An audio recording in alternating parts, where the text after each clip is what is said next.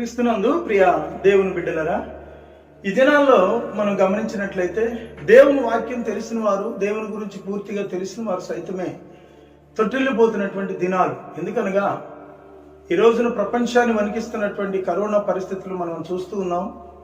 అనేక ప్రాంతాల్లో అగ్ర రాజ్యాలను చెప్పుకుంటున్నటువంటి రాజ్యాలను సైతమే అణగదొక్కుతున్నటువంటి ఈ మహమ్మారి అని పిలువబడుతున్నటువంటి కరోనా వైరస్ దినాల్లో ప్రతి ఒక్కరు కూడా ఉన్నవారని లేదు, లేని వారని లేదు, పెద్ద దేశం అని లేదు, చిన్న దేశం అని లేదు, ప్రతి ఒక్కరు కూడా భయాందోళనకు గురి అయి మరణాంతకరమైన పరిస్థితుల్లో పరుగులు తీసుకున్నటువంటి దినాలు ఇవి.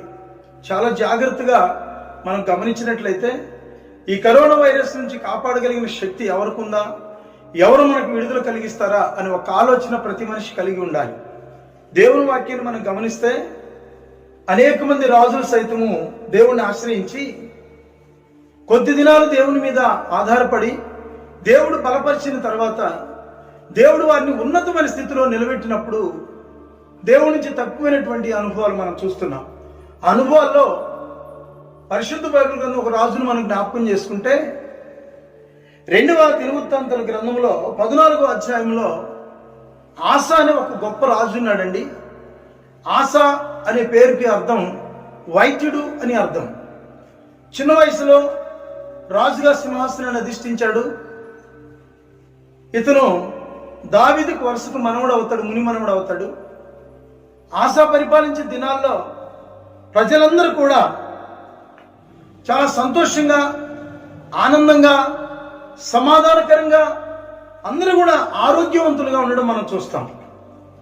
కారణం ఏంటంటే ఆ రాజ్యాన్ని పరిపాలిస్తున్నటువంటి రాజు దేవుని మీద ఆధారపడినటువంటి రాజు, దేవుని సహాయాన్ని పొందుకున్నటువంటి రాజు, తన నీతి వలన దేవుణ్ణే మెప్పించినటువంటి రాజు, దేవుని ప్రజలకు దేవుని సువార్తను అందించినటువంటి రాజు. మనం గమనిస్తే ప్రియ దేవుని బిడ్డలారా, ఆశ ఆ అధ్యాయంలో ఒక మాట చెప్తాడు యూదులందరికీ. చూడండి, 14వ అధ్యాయం 7వ వచనంలో మనం చూస్తే అతడు యూదా వారందరికీ ఇలాగూ ప్రకటన చేసెను. మనం ఇంత నెమ్మది కలిగి ఉండటానికి కారణం ఏంటి అని అక్కడ ఆయన ప్రకటిస్తున్నటువంటి మాట మనం గమనించినట్లయితే, దేవుడైన యెహోవాను మనం ఆశ్రయించినందున ఆయన మన చుట్టూ నెమ్మదిని కలుగు చేయను. దినవృత్తాంతాల గ్రంథం 14వ అధ్యాయం 7వ వచనంలో రాజైన ఆస తను పరిపాలిస్తున్నటువంటి ప్రజలకు, యూదులైన వారికి దేవుని సువార్తను ప్రకటిస్తున్నాడు. ఎక్కడైనా రాజు సువార్తను ప్రకటించడం విన్నారా?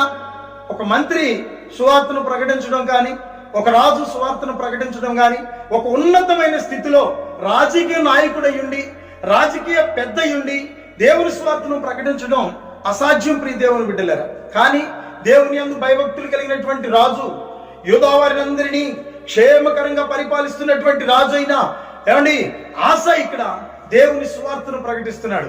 ఏమంటున్నాడు? 7వ వచనంలో అంటున్నాడు ఆయన, అతడు యూదా వారందరికీ ఇలాగూ ప్రకటన చేసెను, మనము దేవుడి అయిన యెహోవాను మనము ఆశ్రయించినందున ఆయన మన చుట్టూ నెమ్మదిని కలుగు చేసి ఉన్నాడు. ఎంత శ్రేష్టమైనటువంటి మాట!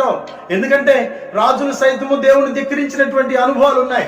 మొదటిగా ఇశ్రాయేలులకు రాజుగా అభిషేకించబడినటువంటి సౌలు దేవుని ధిక్కరించి నేనే రాజును అనుకున్నాడు, నేనే బలవంతుని అనుకున్నాడు, నేనే దేవుణ్ణి అనుకున్నాడు, నా మాటే శాశ్వతం అనుకున్నాడు. అందుకే కొట్టివేయబడ్డాడు ప్రియ దేవుని బిడ్డలారా. అదే ఐగుప్తు రాజ్యాన్ని లెక్క లేకుండా పరిపాలిస్తున్నటువంటి పరిస్థితి కూడా అదే ప్రియ దేవుని బిడ్డలారా. నేనే దేవుణ్ణి ఉప్పొంగిపోయాడు, నాకంటే దేవుడు లేడనుకున్నాడు, నాకంటే గొప్పవారు లేరనుకున్నాడు, కొట్టివేయబడ్డాడు భూమి మీద లేకుండా ప్రియ దేవుని బిడ్డలారా. కారణం ఒకటే, దేవుని యందు భయభక్తులు కలిగిన వారి చుట్టూ ఆయన ఏం కలుగు చేస్తాడంట? నెమ్మదిని కలుగు చేస్తాడట. ఈ రోజున ఈ కరోనా వైరస్ నుంచి భయపడుతూ చాలా మంది దేవుని సన్నిధి ఏమండి మూతవరితే ఎంచక్కగా ఇంట్లో కూర్చొని టీవీలు చూడటం, సీరియల్స్ చూడటం, లేకపోతే వార్తలు చూడటం, ఇలాగా విలాసవంతమైన జీవితం కడుపు నిండా తిని కంటి నిండా నిద్రపోవడానికి ప్రయత్నం చేస్తున్నారు తప్పితే ఈ యొక్క వైరస్ నుంచి బయటపడి సంఘాలు తెరవబడి దేవుని సన్నిధిలో తిరిగి మళ్ళీ మనము దేవుణ్ణి ఆరాధించాలని ఒక పట్టుదల కలిగిన ప్రార్థన చేసే అనుభవం ఏ ఒక్కరికి కనిపించటం లేదు ప్రియ దేవుని బిడ్డలారా. ఉన్నతమైన స్థితిలో ఉన్నటువంటి రాజు, సింహాసనాన్ని అధిష్ఠించినటువంటి ఒక రాజు, ఒక గొప్ప పని కలిగినటువంటి రాజు ఇక్కడ ప్రజలకు దేవుని సువార్తను ప్రకటిస్తున్నాడు. ఈ రోజున ఎంతమంది తెలియని వారికి, భయపడుతున్న వారికి, వణికిపోతున్న వారికి, కృంగిపోతున్న వారికి, ఈ కరోనా వైరస్ దినాల్లో భయంకరమైన పరిస్థితుల్లో పడిపోయిన వారికి దేవుని సువార్తను ప్రకటించడానికి ఏ ఒక్కరు కూడా ముందుకు రావటం లేదు. ప్రియ దేవుని బిడ్డలారా, దేవుని వాక్యం తెలిసిన వారే, అనేక సంవత్సరాలుగా దేవుని సన్నిధిలో అనుకున్నటువంటి వారే ఈ రోజున ఇళ్లలో నుంచి బయటికి రాకుండా టీవీలు చూస్తూ కాలం గడిపేస్తున్నటువంటి దినాలు. ఎందుకు రావు దేవుని ఉగ్రతలు? ప్రియ దేవుని బిడ్డలారా, రాజు అంత ఇదిగా దేవుణ్ణి ఆశ్రయించాడు, దేవుణ్ణి నమ్మాడు, దేవుణ్ణి అనుసరించాడు. తన జీవితంలో సమస్తము మేలుగా దేవుడు జరిగిస్తూనే వచ్చాడు. 36 సంవత్సరాల దాకా ఆ ఆస ఏలుబడిలో ఎలాంటి భయంకరమైనటువంటి పరిస్థితులు రాలేదు, ఎలాంటి యుద్ధాలు రాలేదు. అలా కొన్ని సంవత్సరాలు గడిచిపోతూ ఉన్నాయి. ఎలాంటి ఆపద లేకుండా మరి సురక్షితంగా గడిచిపోతున్న ఆ జీవితాల్లోకి ఒకరోజు ఒక పెద్ద యుద్ధ సైన్యము వారి మీదకి రావడం జరిగింది. ప్రియ దేవుని బిడ్డలారా, చూడండి, ఈ వాక్యం చెప్పడానికి కారణం ఏంటంటే దేవుణ్ణి నమ్ముకున్నటువంటి ప్రజల మీదకి ఎలాంటి ఒక చిన్న టెస్ట్మెంట్లు, పరీక్షలు రావడానికి అవకాశం ఉంది. ఆ పరీక్షలకు తట్టుకొని నిలబడినప్పుడే మనం దేవుని యొక్క మహిమను చూడగలుగుతాం. ఆస ధైర్యంగా ఉన్నాడు, ఆస భక్తిమంతుడే, ఆస కూడా దేవుని యందు విశ్వాసం కలిగిన వాడే. తన ప్రజలైన యూదులందరికీ దేవుని సువార్తను ప్రకటిస్తున్నటువంటి గొప్ప ధన్యత కలిగినటువంటి వ్యక్తి, గొప్ప విశ్వాసం కలిగినటువంటి వ్యక్తి. కానీ ప్రియ దేవుని బిడ్డలారా, తన విషయంలో కూడా ఒకరోజు ఒక పెద్ద యుద్ధం వచ్చినప్పుడు ఆయన ఒక మాట చెప్తున్నాడు.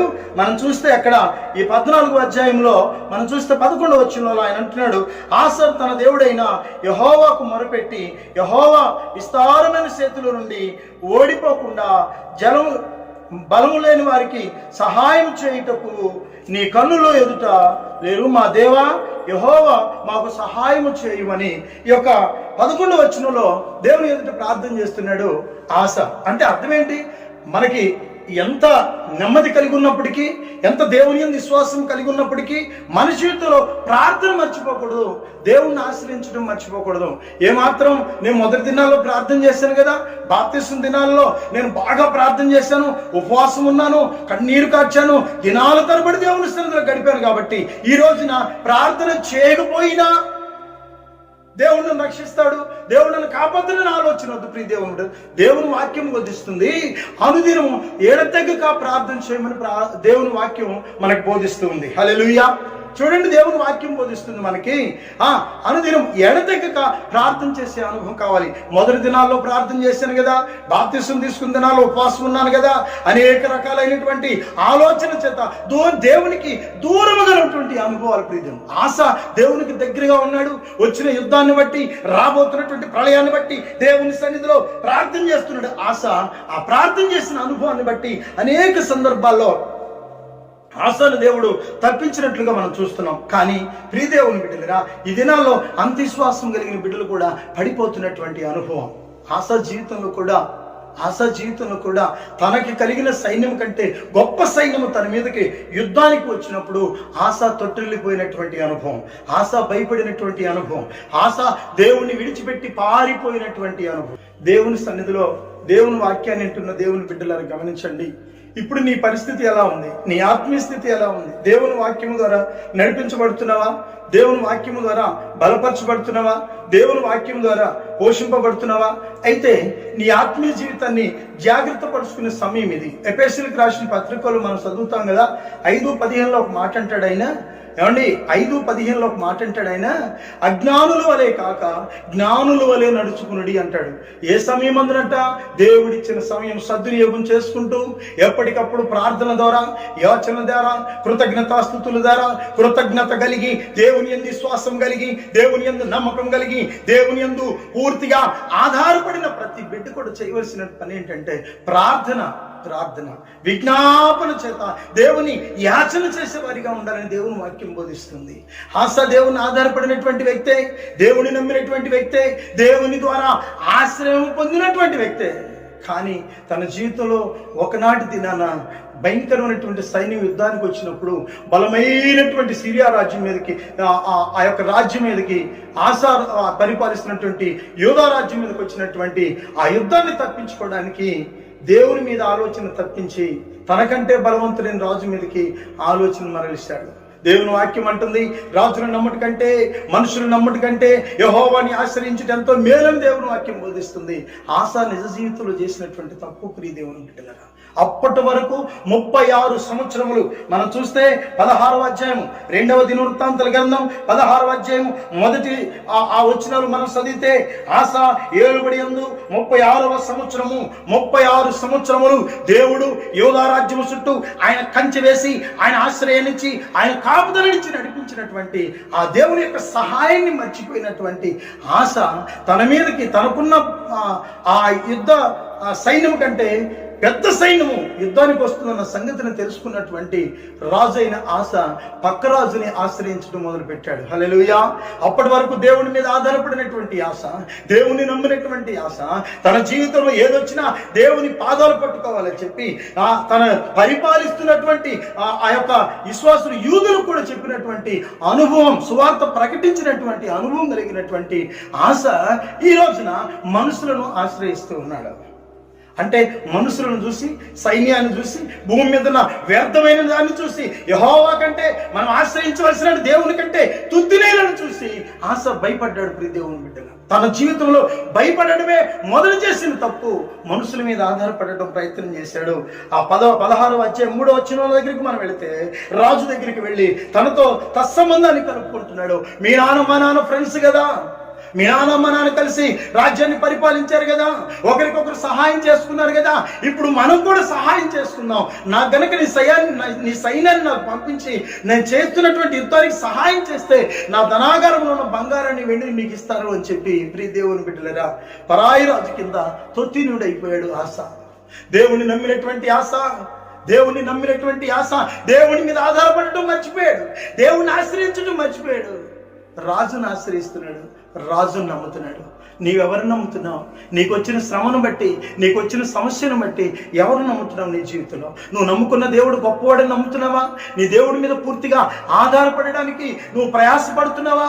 ఎనీ టైం వచ్చిన ప్రతి సమస్య నుంచి విడుదల కలిగించుకోవడానికి దేవుని మీద ఆధారపడుతున్నావా లేదా? ఒక్కసారి ఆలోచించు ప్రియా సహోదరి సహోదరి. ఈ 2వ దినవృత్తాంతాల గ్రంథము 16వ అధ్యాయము 9వ వచనంలో ఒక మాట రాయబడి ఉంటుంది.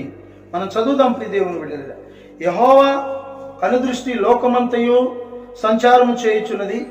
ఈ విషయమందు నీవు మతి తప్పి ప్రవర్తించితివి గనుక ఇది మొదలుకొని నీకు యుద్ధములే కలుగును అని ఆసాకు దేవుడు వార్నింగ్ ఇస్తున్నాడు ప్రియ దేవుని బిడ్డలారా. ఎందుకంటే అప్పటి వరకు దేవుని మీద ఆధారపడినటువంటి వ్యక్తి, అప్పటి వరకు దేవుని ఆశ్రయాన్ని పొందినటువంటి వ్యక్తి, అప్పటి వరకు తను పరిపాలిస్తున్నటువంటి యూదులకు సైతము దేవుని సువార్తను ప్రకటించినటువంటి వ్యక్తి, మొదటి దినాలలో తను రాజుగా అభిషేకించబడి సింహాసనం అధిష్ఠించినటువంటి దినాలలో ఆశ తన ప్రజలైనటువంటి యూదులకు దేవుని గురించి సువార్త ప్రకటించినటువంటి వ్యక్తే ఈ రోజున అదే ప్రజల ముందు తొట్టిల్లిపోయినటువంటి అనుభవం. తన మీదకి యుద్ధం వచ్చినప్పుడు, పెద్ద సైన్య యుద్ధానికి వచ్చినప్పుడు దేవుణ్ణి ఆశ్రయించడం పోయి మనుషులను ఆశ్రయించాడు ఈ ఆస. కనుక అతనికి దేవుని గురించి తెలియక కాదు, దేవుని యందు భక్తి లేక కాదు, దేవుని యందు విశ్వాసం లేక కాదు, దేవుని కార్యాలు అసలు తెలియక కాదు, కానీ సమస్తమును తెలిసి కూడా అందుకే అంటున్నాడు, మతి తప్పి తిరిగితివి గనక నీకు ఇది మొదలుకొని సమస్తం కొన్ని జీవిత కాలం అంతా యుద్ధములే అన్నాడు. దీన్ని బట్టి మనకి ఏమర్థమవుతుంది ప్రియ దేవుని బిడ్డలరా అంటే, మనం ఆశ్రయించినటువంటి దేవుని విడిచిపెట్టకూడదు. ఎనీ టైము మన పక్షముగా ఆయన చేతులు సాక్షి ఉంచాను అన్నాడు. లోబడిన వాళ్ళని పిల్లలు కనుక దినమలయు మీ వైపు నా చేతులు సాక్షి ఉంచాడు అన్నాడు ప్రియ దేవుడు. ఆ చేతిలో ఉన్న ఆశ్రయం, ఆ చేతిలో ఉన్న ఆశీర్వాదాన్ని మనం చూడాలి. ఆ చేతుల్లో ఉన్నటువంటి నడిపింపు వైపు మనం చూడాలి. మనం యెహోవా మీద ఆధారపడిన కొలది దేవుడు మనల్ని కంపల్సరిగా ఆశీర్వదిస్తూ ఉంటాడు, మనకు సహాయం చేస్తూ ఉంటాడు. ఈ విషయాన్ని మనం గమనించాలి. అంత భక్తిపరుడైనటువంటి ఆశ తన జీవితంలో కోల్పోయినటువంటి అనుభవాలు ఈ కొద్ది నిమిషాలు మీతో పంచుకోవడం జరిగింది ప్రియ దేవుని బిడ్డలరా. దేవుణ్ణి ఆశ్రయించిన నాలు ఆశ అధికముగా ఆశీర్వదింపబడ్డాడు. దేవుని మీద ఆనుకున్నంత కాలము ఆశ ప్రఖ్యాతులు ఎంత దూరమే వెళ్ళిపోయినాయి. ఆశీర్వాదములు అత్యుత్తమైన శిఖరము పైన ఉన్నాడు ఆశ. చివరికి తన చెడు బుద్ధి వల్ల, చెడు ఆలోచన, తుచ్చ బుద్ధి వల్ల, మనుషులను ఆశ్రయించడం వల్ల, యెహోవాని విడిచిపెట్టి మనుషులను ఆశ్రయించడం వల్ల తనకు వచ్చినటువంటి గొప్పతనాన్ని పోగొట్టుకున్నాడు. ఆత్మీయ స్థితిలో వెనుకబడినటువంటి అనుభవం దేవుని ద్వారా మాట్లాడుతున్నాడు. అక్కడ 9వ వచనంలో మనం చూస్తే, తన ఎడల యథార్థ హృదయం గలవారిని బలపరచుటకై యెహోవా కనుదృష్టి లోకమంతయు సంచరించుచున్నది. దేవునికి మహిమ కలుగును గాక. ఎంత శ్రేష్టమైనటువంటి మనకి తెలియపరుస్తున్నాడో ఈ రోజుల్లో, ఈ అంచె దినాల్లో అడుగుపెట్టిన మనకి ముఖ్యంగా కావలసినటువంటి వాక్య భాగాలు ఇవే. ప్రియ దేవుని బిడ్డలారా, తన ఎడల చూడండి ఏమంటున్నాడు, మరొకసారి చదువుదాం. తన ఎడల యథార్థ హృదయము గలవారిని బలపరచుటిపై యెహోవా కనుదృష్టి లోకమంతయు సంచరించుచు ఉన్నది. వాస్తవంగా యోధా రాజైనటువంటి ఆస మీద దేవుని యొక్క కనుదృష్టి ఉంది. కానీ కనుదృష్టి ఉందన్న సంగతిని తను మర్చిపోయి దేవుణ్ణి ఆశ్రయించాల్సినటువంటి ఆశ మనుషులను ఆశ్రయించాడు. మనుషులు దేవుడిచ్చినటువంటి ఆస్తి శ్రాస్తులన్నిటినీ మనుషులకు దారపోస్తున్నాడు. ఎంత అధ్వానమైనటువంటి పరిస్థితి. ఈ రోజున మనుషుల పరిస్థితి కూడా అలాగనే ఉంది. ఈ అంచె దినములను తప్పించుకోవడానికి మనిషి ఏమన్నాడు, చంద్రమలలో నివసిస్తాడట.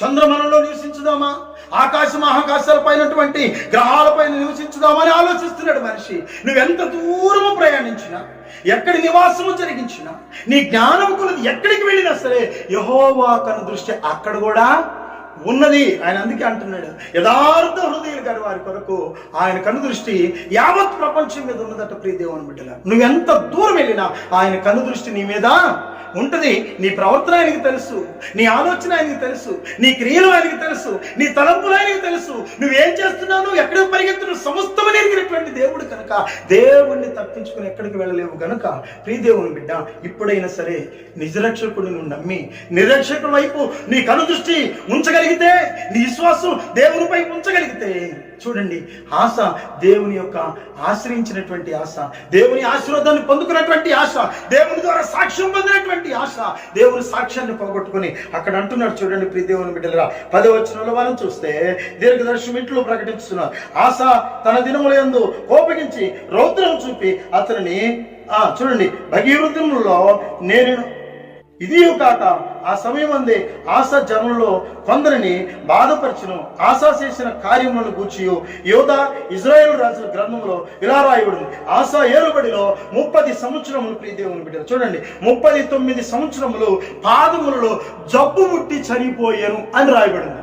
ఎందుకు చనిపోయాడు? ఒక్క నిమిషం మనం ఆలోచిస్తే, దేవుడిని ఆశ్రయించినటువంటి ప్రజలు తిరిగి మనుషులను ఆశ్రయించినప్పుడు, దేవుని విసర్జించినప్పుడు మనంతటి మనమే బాధలను కొని తెచ్చుకుంటాం. దేవుని వాక్యం బోధిస్తుంది కాబట్టి మనం దేవుని సన్నిధిలో, దేవుని సన్నిధిలో యథాకాలము యథాస్థితిగా జీవితకాలంతో నమ్మకంగా జీవిస్తే దేవుడు కూడా మీ ఎదుట గొప్ప కార్యములు చేస్తాడు. అట్టి కృప దేవుడు మనందరికీ దయచేయును గాక. మీ అందరికీ వందనాలు.